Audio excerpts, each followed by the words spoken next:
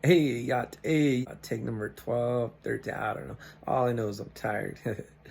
Got a little bit of time to kind of sneak away from my family to share a little, my overall impressions and the biggest takeaways. Just wanted to give a big shout out to everybody out there. I know there was a level of vulnerability that you had to probably kind of to share in some of the presentations that y'all gave, but I'm very thankful that I had an opportunity to meet every one of you, and yeah, my peers in my class, continue to do that work that y'all are doing.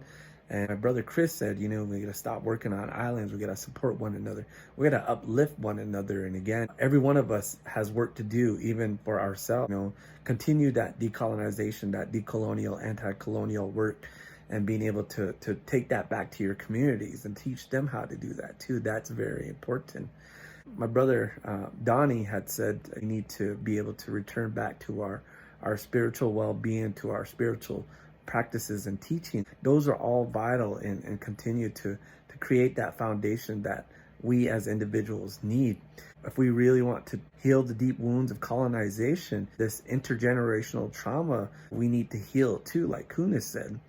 And being able to do that, sometimes we need to do that work first ourselves, as Sheila talked about. A lot of these things that we are experiencing that are troubling our communities is that learned behavior from colonization. And so we need to undo a lot of that. We need to do unlearning. And so again, a lot of times, sometimes that means returning back to our original teachings and our language. Sheila talked about language. My niece talked about the revitalization of language, and him himself, he takes care of a drum group, and he brings a lot of young singers in and teaches them a lot of word songs. And again, he's a language teacher himself too. So shout out to Buddy, man. A new father too. He's got a new baby too. And so again, his passion is going to be now bigger as his child is also growing into society today. Some of the biggest inspirations that we have are our families.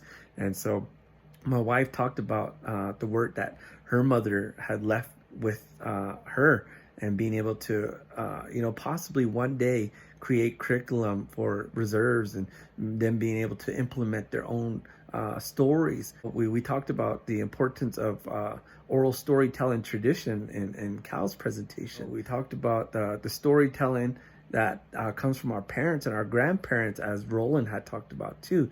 Thinking about some of the stories from our own lived experiences, those are important too. Like Tesler said, his own experiences. He even talked about his relatives in the residential school era.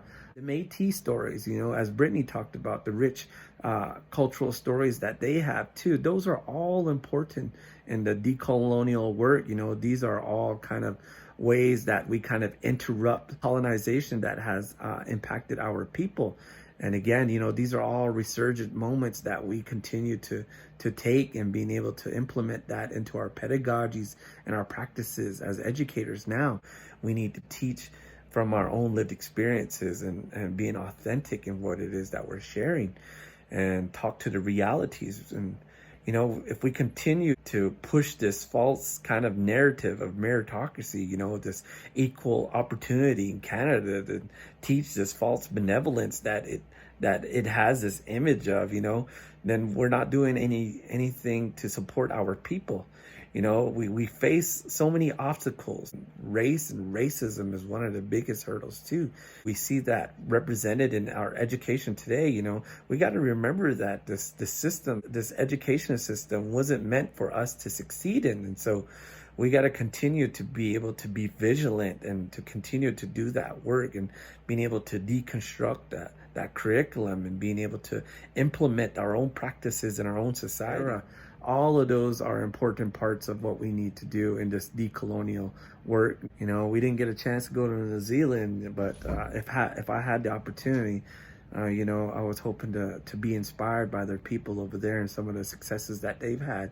I see the rich culture always represented in the things that they do, whether it's the youth speaking their language, or the youth participating in the cultural practices like the haka. I was hoping that we'd be able to be inspired by them, by this opportunity, by experiencing it with all of our senses, and being able to see it and not just read about it. And so shout out again to everybody, Chris, to Don, to Curtis, to Jason, and hopefully one day we'll all get to cross paths again. Take care, wash your hands, enjoy your families, and yeah,